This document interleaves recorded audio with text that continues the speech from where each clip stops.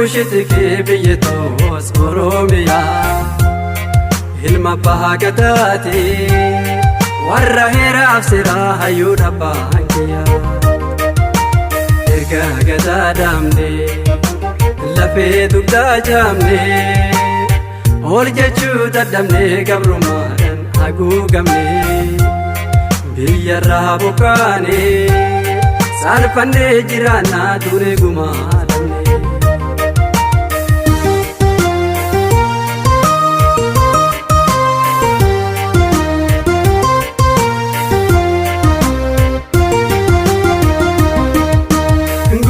Janii jaalangoo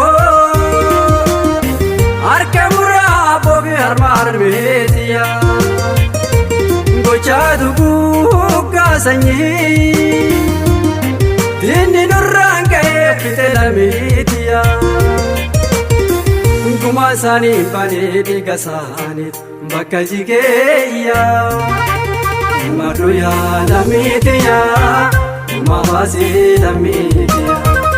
Falmannu lamitiya guma baasiyaa qomoodiya Oromummaan keessa Oromoodha ani dhiiga lafeen kiyya haati too arjaadha hambaatii naflaatii deessee Oromiyaa haadha isaaniif laatte lammii koo agabdee masaanu waayiyyaa gaaddittuu nuun tollee haa tormaa Oromummaa dinnee Itoophiyaa. Oromoodha jennus nutiyyaa Oromiyaa jennus nutiyyaa seenaa keenya kaafnus nutiyyaa siidaa keenya dhaabnus nutiyyaa jibba hundee hin qabne sabummaa jibbamee Oromofoobiyaa Oromofoobiyaa.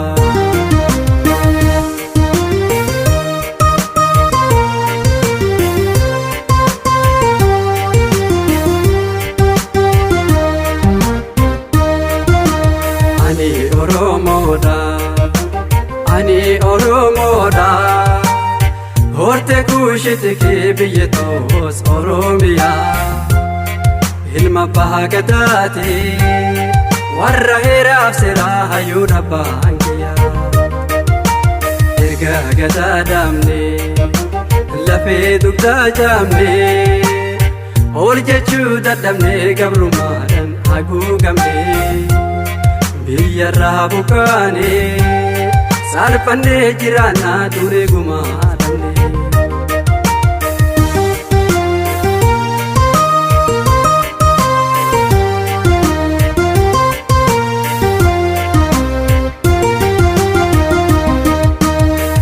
Oromiyaa biyya too handhuraa Oromoo dirree abbaa gadaa kan addunyaa fuufakkii taata sirna gadaa keetii ragaa qabda sirratti reebamne alagaadhaan ajjeefamaa jirra biyyaa baatee ijoolleentee kooluu ormaa galtee sirra haadhaaf abbaa karraa filmoo dirqamatu baasee jirra.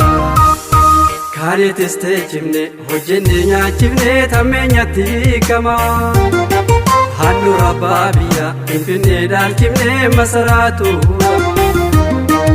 Oromummaa kaasuun yakka ta'ee galmee yakkaatiin laalamaa eenyummaa sarbamnee biyya biyyee dhabneen teenyuu ba'aa falmaa gubannee rakkannee taniyyaa nama nurraa dhumee faniyyaa.